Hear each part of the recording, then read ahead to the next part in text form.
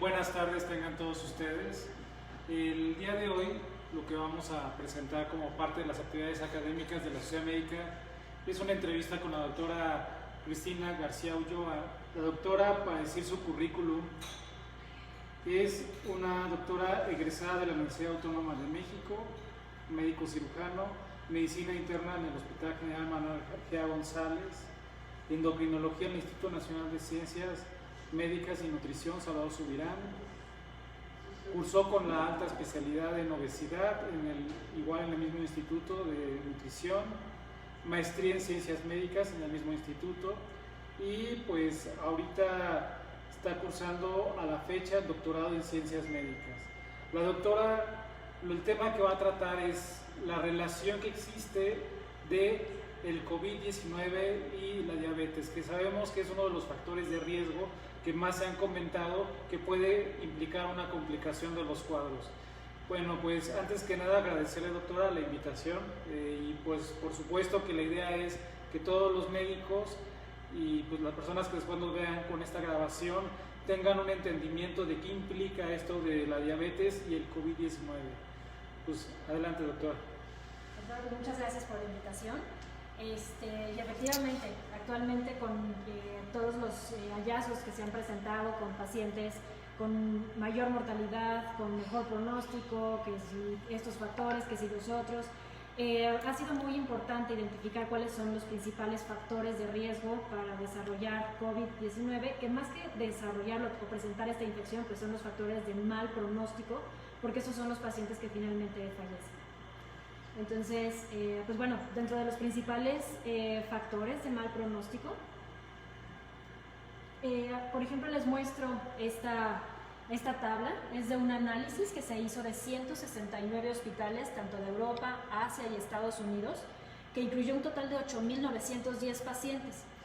Y si vemos en esta tabla la comparación entre aquellos pacientes que sobrevivieron y los que no sobrevivieron, justamente pues la edad es uno de los puntos importantes, donde aquellos de más de 65 años fue más común en aquellos que no sobrevivieron. Y en cuanto a ser hombre o ser mujer, aquí hay algo muy importante: tanto hombres como mujeres se afectan de la misma frecuencia, o sea, ahí no hay una diferencia, 50-50%. Sin embargo, sí se ha visto que los hombres tienen peor pronóstico en el caso de tener la infección con COVID-19. Pero otro de los factores importantes han sido más que nada tener ya condiciones coexistentes o alguien que ya tiene comorbilidades, sobre todo alteraciones en el corazón, ya sea una enfermedad arterial coronaria, insuficiencia cardíaca, arritmias, tener diabetes, hipertensión. Dislipidemias no hubo tanta diferencia que fuera significativa, pero sí tener ya enfermedad pulmonar obstructiva crónica y algo muy importante, el ser un fumador activo. Aquellas personas que dejaron de fumar, la verdad es que su riesgo de tener complicaciones por esta infección se disminuye prácticamente a como si no hubieran fumado nunca. Entonces también el fumar es uno de los factores de riesgo más importantes. Doctora, y hablando de los pacientes de riesgo, ¿hay diferencia significativa entre un paciente que su diabetes la lleve bien controlada, con citas regulares, a un paciente que, digamos, que es el típico paciente que hoy me controlo, me descontrolo un mes y medio, no tomo mis medicamentos, no me coloco mi insulina, después vuelvo a recontrolarme? ¿Es un paciente más de riesgo uno que otro o es lo mismo riesgo? Sí, de hecho, aquí hay un punto muy importante. El tener un buen control metabólico definitivamente ayuda muchísimo. Y hay varias cosas que nosotros podemos hacer, incluso con nuestros pacientes que todavía no se han infectado, los que permanecen en su casa, ¿no? Mantente en casa. Podemos hacer estas videoconsultas en las cuales hay ciertos factores de este control metabólico que podemos estar siguiendo. Siempre les pedimos a los pacientes con diabetes que sean 5 metas muy importantes que alcancen como control metabólico, que sería obviamente el control en cuanto a hemoglobina glucosilada, la presión arterial, el perfil de lípidos que incluye principalmente triglicéridos y colesterol LDL, y el quinto punto es el control de peso. Entonces, mantener ahorita que nuestros pacientes estén en sus casas y se tenga esta videoconsulta, es muy importante que vigilemos estos puntos. Que de los principales en los que podemos estar vigilando sería obviamente el control de la glucosa, que como sabemos el mejor método para saber si el paciente lleva un buen control de manera general es con un valor de hemoglobina glucosilada, que en este momento obviamente es un poco difícil porque implica que el paciente tiene que salir de su casa y pues muchas veces no, o sea, ahorita no es el momento de salir a tomarse una muestra de laboratorio para tener esta medición. Pero entonces lo que podemos hacer es tener mediciones con glucometrías. Aquí lo importante es que el valor de estas glucometrías preprandiales o en ayuno, esto quiere decir cualquier medición antes de desayunar, antes de comer o antes de cenar, se encuentre entre 80 y 130 miligramos por decilitro. Y cuando se hace una medición 2 horas después de cualquiera de los alimentos, entonces esté por abajo de 180 miligramos por decilitro. Entonces le podemos estar pidiendo al paciente que se haga este monitoreo de la glucosa con la finalidad de que se mantenga justamente en estos parámetros y obviamente si encontramos que salimos de esta meta, pues hacer el ajuste con el tratamiento hipoglucemiante, pues según sea conveniente. Pero tenemos otra meta importante que es el de la presión arterial. Y en este caso, si el paciente idealmente tiene un espumomanómetro en casa, pues pedirle que se esté checando la presión unas 2 veces por semana, dependiendo si hay descontrol o no lo hay. Aquí lo importante es que pacientes con diabetes se encuentren por abajo de 130 a 80 milímetros de mercurio. Entonces, cuando no se encuentran en esta meta, hay que ajustar nuevamente el tratamiento antihipertensivo. Sin embargo, bueno, sabemos que salieron muchísimos artículos en cuanto a que los IECAS o los ARA2 que si eran malos y que entonces morían más pacientes. Toda esta hipótesis surgió a partir de que justamente el virus entra a los neumocitos específicamente a través de los receptores que son de la enzima convertidora de angiotensina de tipo 2. Entonces, todo esto fue una teoría, una hipótesis que surgió, sin embargo, se ha visto que la verdad es que no les va mal a los pacientes y más bien la premisa que se tiene en este momento es que un paciente que esté bien controlado, aunque esté con un IECA o con un ARA2, no se le modifica el tratamiento y más bien pacientes que estén en casa y tengan buenas mediciones, los dejamos con ese manejo. Otra de las metas que sería pues el control de peso, pues obviamente no le vamos a pedir en este momento al paciente que de repente baje todos los kilos que pueda. Esto es una meta que obviamente tenemos que ir dando pues a largo plazo y de manera gradual. Sin embargo, sí hemos visto, ¿no? Que es muy importante el control de peso porque un paciente con obesidad es un paciente que generalmente también tiene diabetes, también tiene hipertensión, también tiene dislipidemia y también tiene neumopatías. Entonces va a ser mucho más difícil que pueda tener una mejor evolución pues a largo plazo o que tenga un mejor pronóstico en caso de que llegue a tener esta infección.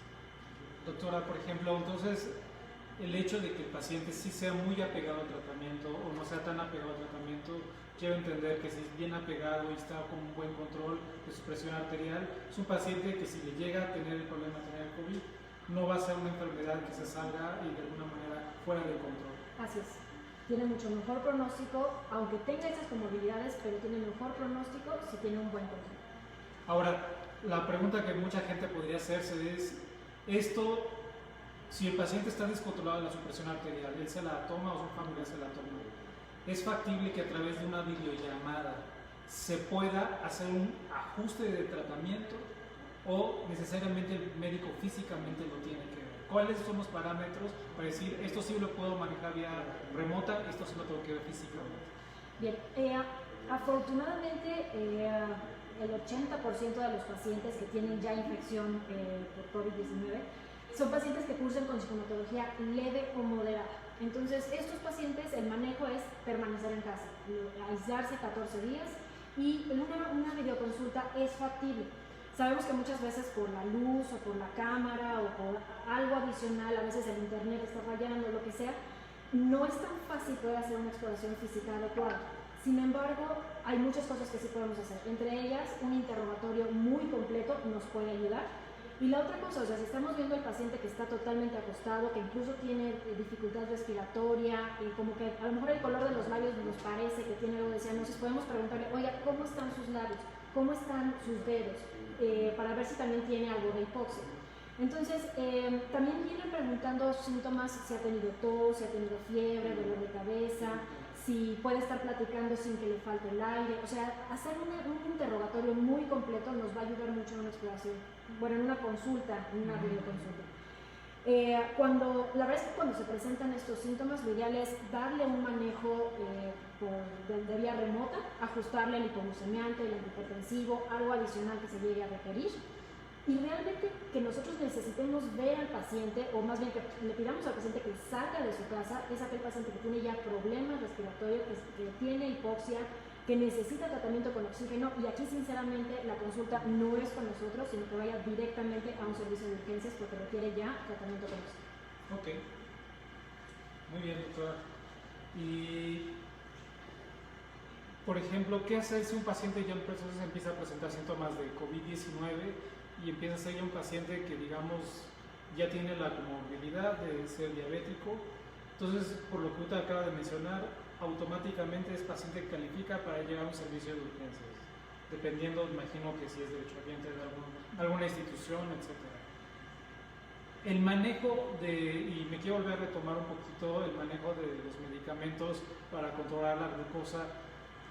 ¿Hay algún medicamento que pueda de alguna manera hacer que el paciente sea más susceptible a tener alguna complicación durante la enfermedad? ¿O todos los medicamentos de alguna manera, pues dependiendo del caso del paciente, pueden mantenerse con cierta regularidad?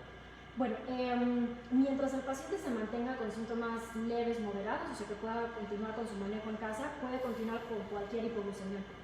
Sin embargo, ya un paciente que requiera hospitalización, el mejor tratamiento es con la insulina. O sea, a pesar de que haya llevado un muy buen control con pura metformina o con sulfonilurea, preferimos quitar esos medicamentos, sobre todo porque, la metformina es de los mejores tratamientos que hay para un paciente con diabetes. Sin embargo, aunque es muy raro que se presente, en este momento, por la cuestión de la probable acidosis láctica, que es uno de los efectos adversos de la metformina, preferimos no moverle ahorita porque no conocemos tanto, ¿no? O sea, apenas llevamos 5 meses con este virus, preferimos quitar la metformina. Y hay algunos otros medicamentos como serían, las sulfonilureas, sobre todo los inhibidores de SGLT2, que como generan también depleción de volumen, son pacientes que necesitamos tener muy bien hidratados. Entonces, este tipo de medicamentos preferimos quitarlos. Otra cosa importante es que se ha visto que hay también estos receptores de la enzima convertidora de angiotensina en el páncreas. Entonces, si el virus también está afectando o llega a entrar directamente en este órgano, pues finalmente se vuelven pacientes que transitoriamente van a requerir insulina, porque el páncreas está dañado en este momento por el virus. Entonces, por eso preferimos quitar todos los medicamentos y darle este manejo con insulina. Ok, doctora. Y, por ejemplo, ahorita que habló de la insulina, ¿los bolos de insulina ya el paciente intrahospitalario se manejan de alguna manera especial? ¿O los bolos que manejan desde el mismo? ¿Cómo es? Pues a veces es una pregunta que puede hacer de cualquier médico que no está habituado a manejar esto. Claro. El manejo de los bolos es igual, o sea, según los requerimientos vamos ajustando la dosis de la insulina. ¿Qué tipo de insulina? Si NPH o análogos de larga duración, las dos insulinas son igual de efectivas para el control de la glucosa. Sin embargo, muchas veces se prefiere en este momento utilizar mejor insulina de larga duración, más que nada para evitar, ¿no?, que el personal de enfermería tenga esté más tiempo en contacto con los pacientes que los estén yendo a visitar y la aplicación. Entonces, si dejamos una insulina de larga duración, pues finalmente tiene más tiempo el efecto de la insulina y es menos el contacto con el paciente. Pero si no se tuviera oportunidad de usar análogos de insulina, el manejo con NPH sigue siendo muy bueno. Ok, doctor, pues adelante. En caso de que se tengan pacientes ya con síntomas, lo que comentábamos, punto importante, distanciamiento. Se necesitan estas 2 semanas para que el paciente definitivamente termine de mejorar, pero siempre recordarle al paciente algunas cosas, entre ellas la planeación. Acudir a consulta médica solo en caso necesario, como lo comentábamos, de que hubiera mucha dificultad respiratoria. Y a lo mejor puede ser un caso en el que sí sería consulta con alguien más, o sea, no necesariamente un servicio de urgencias, alguien que se lastimó el pie y entonces empezara con una úlcera de pie diabético. Bueno, ok, esos podrían ser los pequeños casos que sí serían importante revisarlos, pero si no, lo ideal sería permanecer en casa. hacerle saber al paciente que hay muchas maneras de estar en comunicación, ¿no? O sea, ahí está el teléfono, están los mensajes, está WhatsApp, están muchas plataformas para hacer videoconsultas. Entonces, pues actualmente no hay razón para no tener una atención oportuna. Y otra cosa importante es tener suficiente medicamento, porque bueno, en esta cuarentena llevamos ya casi 2 meses en los cuales no se ha podido salir, y es mucho mejor tener pues un guardadito de medicamento de tal manera que nunca haga falta pues el hipoglucemiante, el antihipertensivo, y no solamente eso, o sea, el hipolipemiante, o si además tiene hipotiroidismo, o si tiene hiperuricemia, o sea, de cualquier otra comorbilidad que tenga el paciente, siempre tener suficiente medicamento para evitar que se vaya a descontrolar y entonces se vuelva un paciente pues de alto riesgo. Y otra cosa importante es que hacerle saber al paciente que en cualquier infección, en cualquier situación de estrés, la glucosa se va a subir, porque eso es un proceso metabólico totalmente normal. Entonces, ¿qué se necesita? Pues implementar estos días que conocemos días de enfermedad. ¿Qué es lo que necesitamos hacer? Hacer una medición de glucometrías más frecuentes, más o menos cada 6 horas, estar haciendo una medición, mantenerse muy bien hidratado, mantener el plan de alimentación. En caso de que se presente fiebre, entonces suspender el ejercicio, de lo contrario hay que continuar haciéndolo, porque incluso el ejercicio mejora también el sistema inmunológico. Y verificar siempre que se tengan, por ejemplo, las tiras reactivas. Si se tiene posibilidad de un oxímetro de pulso, pues también tenerlo a la mano, que esté disponible. Tener todos estos aditamentos adicionales, pero muy importante, evitar automedicarse o suspender cualquier otro medicamento, porque muchos pacientes a veces consideran que están tomando ya muchos medicamentos y deciden suspender pues, lo que les está dando este control metabólico, y que a largo plazo les va a mejorar el pronóstico. Entonces, no suspender medicamentos, evitar automedicarse y siempre estar en contacto con su médico tratante. Muy bien, doctora. Y bueno, yo creo que lo que estuvimos discutiendo también de hace unos momentos de por qué es importante tener un manejo integral durante esto, es porque de alguna manera los pacientes, ahorita que lo estuvo mencionando de los medicamentos que tenían que tener como en resguardo, pues muchas ocasiones, ahorita tengo muy en mente de que los medicamentos para sistemas autoinmunes escasearon. ¿Usted piensa que, por ejemplo, el hecho de, si yo requiero, suponiendo X número de dosis de insulina, era prudente comprar como 3 veces la cantidad que normalmente usaban? ¿O cómo cree usted que esto vaya a desarrollarse conforme pase el tiempo de esta pandemia, en el manejo de sus medicamentos? Si se tiene un buen control, la dosis de insulina, por ejemplo, no tendríamos por qué aumentar. Aquel paciente que necesitamos estarle aumentando o ajustando la insulina, por ejemplo, es un paciente que de por sí ya venía descontrolado. Cuando se trata de estos días de enfermedad donde se empieza a elevar un poco la glucosa, conforme se controla la enfermedad y desaparece, los niveles de glucosa también empiezan a disminuir. De hecho, ese es un parámetro que utilizamos mucho para saber si la infección está mejorando, está empeorando, qué sucede. Entonces, generalmente una pluma, depende también mucho de las unidades que se requieran, pero más o menos cada mes necesitamos cambiar la pluma, independientemente de que se haya acabado el vial o no. Entonces, se podrían comprar, por ejemplo, 2 plumas y ya me alcanzaría ahorita por lo menos pues hasta mediados de lo que sería julio. Okay. Entonces, con 2 plumas alcanzo bastante bien, ¿no? Entonces, hay muchos medicamentos que no tendrían por qué escasear. Algunos de los medicamentos para enfermedades autoinmunes están indicados, pero no para pacientes con síntomas leves o moderados. O sea, son más para pacientes que incluso necesitan hospitalización, que tienen ya síntomas severos. Entonces, también creo que ya empieza nuevamente a haber medicamento para estas enfermedades autoinmunes que efectivamente habían escaseado, pero cabe mencionar que no es necesario correr a la farmacia y comprar todos estos medicamentos porque no son para todos los pacientes. Ok, y bueno, estoy viendo que está manejando lo que es la acción del COVID y diabetes mellitus. Así es, justamente pues para saber por qué un paciente con diabetes, en este caso, por qué tiene un peor pronóstico. Porque bueno, es muy conocido que la hiperglucemia se ha asociado a complicaciones micro y macrovasculares, o sea, eso es en cualquier paciente con diabetes. Entonces, finalmente, tener ya estas complicaciones genera un daño a órgano blanco que va a facilitar que el virus continúe con las lesiones. Sin embargo, esta infección por SARS-CoV-2 se ha visto que dispara citocinas inflamatorias y hormonas hiperglucemiantes. Entonces esta situación de estrés de por sí va a elevar glucocorticoides y catecolaminas que van a subir todavía más la glucosa. Sin embargo, se ha visto que una de las complicaciones agudas y que muchas veces no se considera es la hipoglucemia. Y estas hipoglucemias también desencadenan algunas citocinas inflamatorias, y al tener tanta inflamación en el cuerpo, pues el virus tiene un camino como más fácil, ¿no?, para poder desarrollarse y aumentar la mortalidad por complicaciones cardiovasculares. Entonces, justamente lo que decíamos, hay liberación de muchas citocinas, hay alteración en la fagocitosis.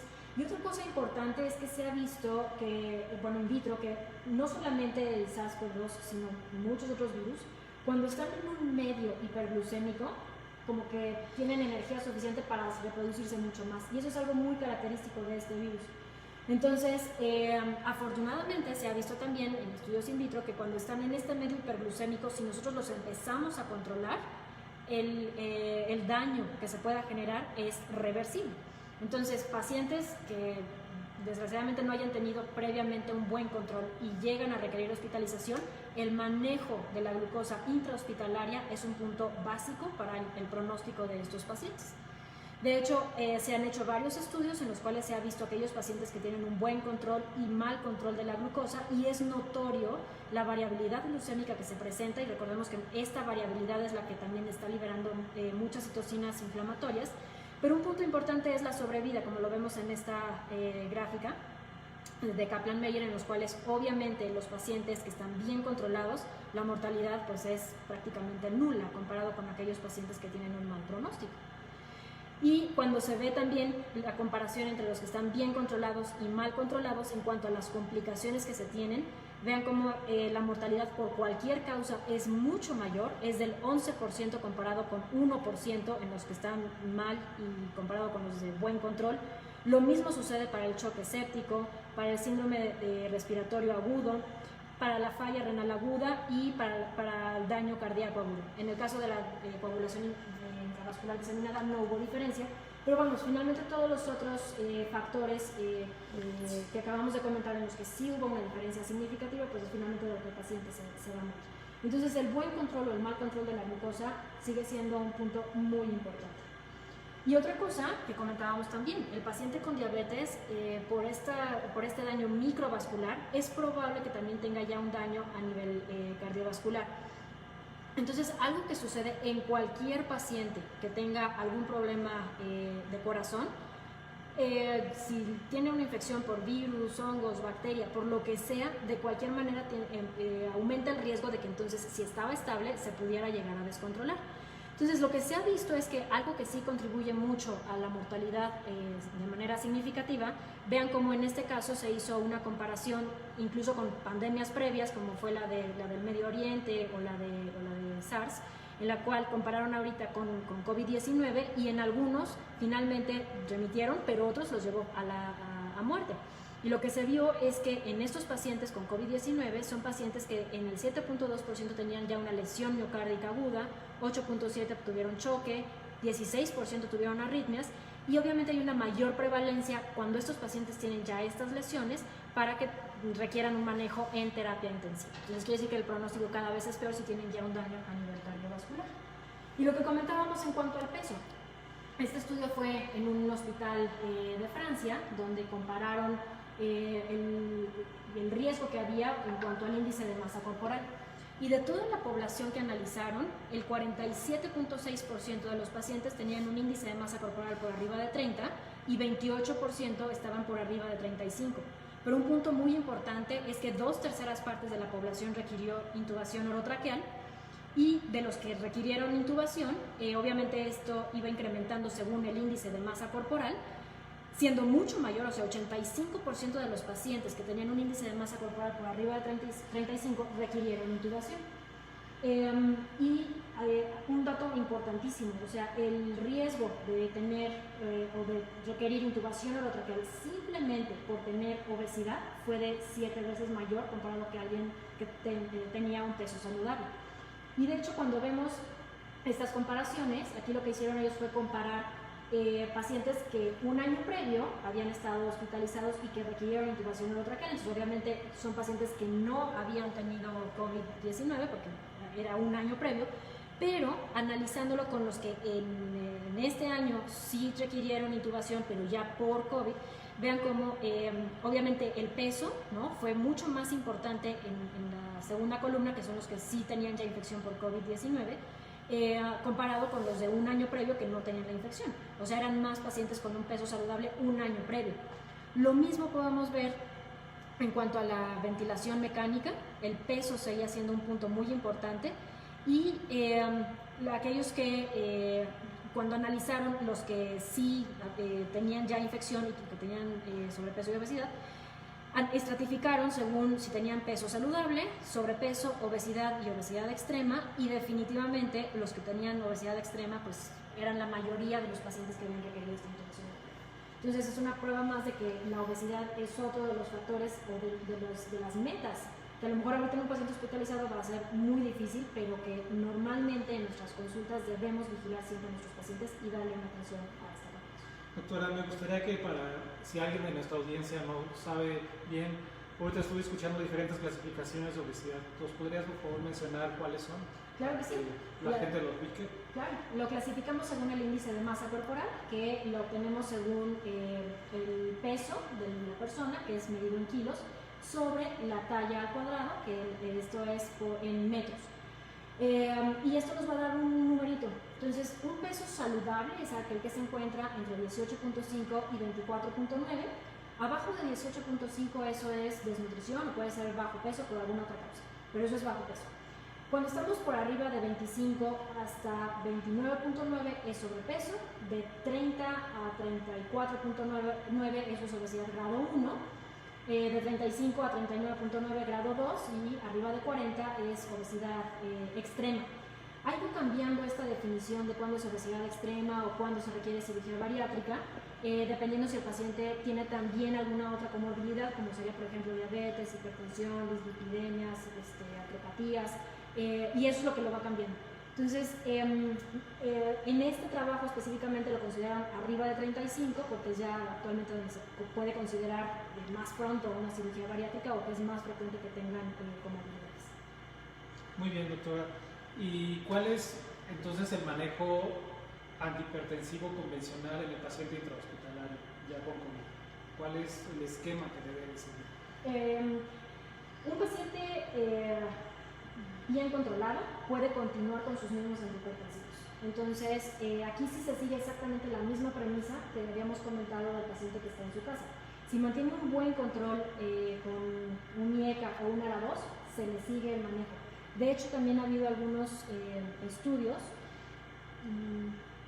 en los cuales se ha visto que, por ejemplo, aquellos pacientes que estaban recibiendo un IECA o un ARA2, justamente en este forest plot se ve los que están de este lado de la línea punteada es a los que les va bien, y los de este lado es a los que les va peor, tienen peor pronóstico. Y vean cómo lo que habíamos comentado, tener más de 65 años, tener ya alteraciones cardiovasculares, eso les daba un peor pronóstico. Y aquellos que estaban con un IECA o un ARA2, al contrario, tenían un mejor pronóstico. Esto totalmente desechó esta hipótesis, esta teoría que se tenía en cuanto a cómo entraba el virus, y que no hay necesidad de quitar estos medicamentos, o sea, todo lo contrario, se les puede continuar porque les va bastante bien. Y cuando analizaron aquellos que sobrevivían y los que no sobrevivieron en estos pacientes hospitalizados, vean cómo los que no sobrevivieron eran menos pacientes que los que sí sobrevivieron y estaban tomando un IECA. Para el ARA2 era muy similar, pero finalmente el tener este tipo de medicamentos era mucho mejor para ellos. Así es de que se concluyó que estos pacientes que estaban con el tratamiento antihipertensivo es mucho mejor dejarlos, porque si se los quitamos y se descontrola la presión arterial, aumenta el riesgo cardiovascular porque el corazón se puede empezar a sufrir. Entonces, dejarles ese mismo tratamiento antihipertensivo. Ok, doctora, y el hecho de estar enfrentándonos con el coronavirus a un componente que no es meramente una inflamación, sino una inflamación, me parece que se llama, ¿no?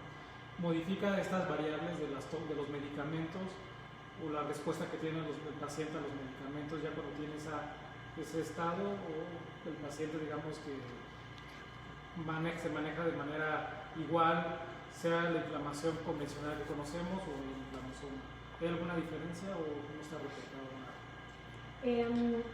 Un reporte así como tal no hay hasta este momento. Sin embargo, poniendo el ejemplo de pacientes que tuvieron ya un infarto, por ejemplo, el daño que se queda, más o menos, o cambios en el perfil de lípidos, por ejemplo, este daño se queda más o menos como por 12 años. Obviamente, para hacer estos estudios de riesgo cardiovascular y de estos desenlaces, no lo hacemos con 5 meses, que es lo que tenemos, necesitamos por lo menos 5 años en adelante. Hasta este momento no se tienen, obviamente, resultados de qué es lo que pasa con este virus, pero si seguimos todas estas tendencias que incluso se presentaron con las mismas pandemias del SARS o del Medio Oriente, eso es también lo que se ha visto. O sea, es un daño que puede quedar por mucho tiempo y es probable que en este caso de COVID-19 también se queden por mucho tiempo. Entonces, el manejo a veces el intrahospitalario, ¿no?, puede requerir más medicamento, justamente porque se está inflamando el cuerpo, después se estabiliza y generalmente los pacientes ya después regresan a la normalidad y muchos de los medicamentos ya no requieren la misma dosis. Pero ¿qué es lo que va a pasar a largo plazo? Necesitamos todavía mucho más tiempo para ver en estos pacientes infectados. Muy bien, doctora. Y pues ahorita ya para concluir, ¿qué has notado tú que un médico general o un médico internista que no sea como tu endocrinóloga deben de considerar cuando un paciente pudiera estar bajo sospecha de COVID y de alguna manera pues se tiene que, dentro de todas sus preguntas que le va a hacer el médico, le va a preguntar acerca de su diabetes, su control y todo eso? ¿Qué consideras tú que se lleven como en mente? ¿Qué es los puntos importantes que tienen que tomar en cuenta para saber si ellos tienen que hacer algún ajuste de dosis o mantienen con su medicamento, o el paciente, digamos, lo que es candidato a que puede complicarse? ¿Tú qué les sugerirías a los médicos? Lo primero que hay que preguntarles es cuál es el motivo de consulta, o sea, ¿por qué nos están buscando? Si es porque tienen ya síntomas respiratorios o es simplemente porque tienen una consulta de seguimiento de su diabetes. Entonces, ya que resolvimos la duda de por qué nos está buscando, lo primero sí sería preguntarle: ¿ha tenido síntomas respiratorios? ¿Ha tenido dolor de cabeza? ¿Ha tenido tos? ¿Ha tenido fiebre? Ya que descartamos que no los ha tenido, entonces ahora sí podemos continuar con todo el abordaje del control metabólico. ¿Cómo han estado sus glucometrías? ¿Cómo está la presión arterial? ¿Sigue comiendo de manera saludable? ¿Sigue haciendo ejercicio? ¿Se ha estado vigilando también la cuestión del peso? Cada semana se está checando en la báscula. Y la otra cosa es volvernos un poquito educadores en diabetes, ¿no? Y entonces recordarle al paciente que es lo importante de mantenernos con muy buena hidratación, en caso de que presente síntomas, hacerse glucometrías más seguido. Precisamente ese punto yo, doctora. Las glucometrías que nuevamente un paciente puede hacer en casa, estaremos de acuerdo que quizá no tengan toda la especificidad que puede ser ya un estudio de laboratorio, pero ¿tú recomiendas con qué frecuencia hacerse esas análisis de glucometría? Un paciente bien controlado, con que se lo haga 2 veces a la semana, es más que suficiente. Correcto. Pero cuando estamos viendo que estas glucemias no están en meta y estamos ajustando el hipoglucemiante, lo ideal sí es tener mediciones diarias. Ahora, habíamos comentado que necesitamos metas preprandiales, que sean antes de desayunar, comer y cenar, porque el paciente vive con diabetes, no amanece con diabetes nada más. Pero no vamos a pedirle al paciente que se esté checando 6 veces al día, porque también, o sea, ni siquiera se van a pegar. Y es mucho gasto de tiras reactivas, de lancetas, de todo. Entonces, a veces lo que pedimos es que sean mediciones escalonadas. Esto es, un día que se miran antes de desayunar, al día siguiente antes de comer, al día siguiente antes de cenar, al día siguiente otra vez antes de desayunar, ¿no? Entonces, con una sola medición al día, pero en distintos horarios, cada semana podemos checar esas mediciones, sacamos los promedios y decir, a ver, si necesita un ajuste, vamos a subir el hipoglucemiante, vamos a subir la dosis de insulina, o ver si está haciendo hiperglucemias. Entonces, cada semana podemos estar haciendo esas mediciones con una sola medición en distintos horarios. Muy bien, doctora. Y bueno, pues, ¿qué más quieres manejar ahorita ya para concluir, doctora? Pues bueno, obviamente que busquemos siempre el bienestar de nuestros pacientes. En este momento lo más importante es buscar esos síntomas respiratorios, y si no, siempre recordar que en este momento de esta pandemia los puntos más importantes a controlar sería obviamente las glucemias, la presión arterial que el paciente no siga subiendo de peso, ¿no? O sea, si idealmente podemos irle ajustando el plan de alimentación o impulsarlo a que se mantenga activo en casa y recordarle que siempre vamos a estar ahí para lo que necesiten, ¿no? Entonces, que nos pueden contactar por mensaje, por Facebook, por WhatsApp, como quieran, pero que busquen esa ayuda para evitar que vayan a requerir tratamiento intrahospitalario.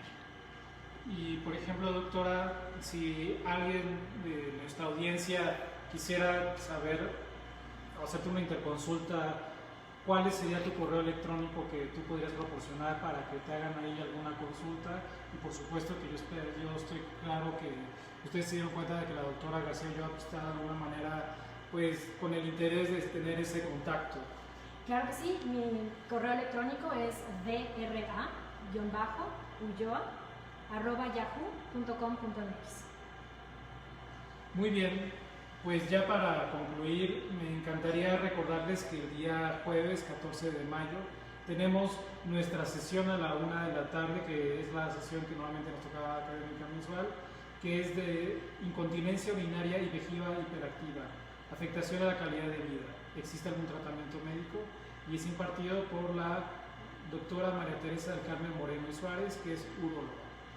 De alguna manera, pues yo esperaría que este manejo que estamos teniendo interdisciplinario de COVID, ya tuvimos pláticas previas con un inmunólogo, con un médico de terapia intensiva, con la doctora, con un reumatólogo, que nos den un esquema completo de todo el manejo que se está teniendo que llevar a cabo en los hospitales. Para concluir, me encantaría, doctora, que si tú pudieras dejar un mensaje de cómo es que el familiar debe de educar a un paciente diabético, ¿qué son los 3, 4, 5 puntos que un familiar debería decirle? Esto tienes que hacer así, así, así, así, para tú tener un buen control y de alguna manera puedas pasar este asunto sin tanta complicación. ¿Cuál sería para ti, a ese familiar, qué consejo le darías? Bueno, más que decirle al paciente qué es lo que tiene que hacer, pues mejor hacerlo en equipo. Que también el familiar lleve a cabo una adecuada alimentación, que también el familiar haga ejercicio y que incluso lo hagan juntos, que lo hagan en equipo.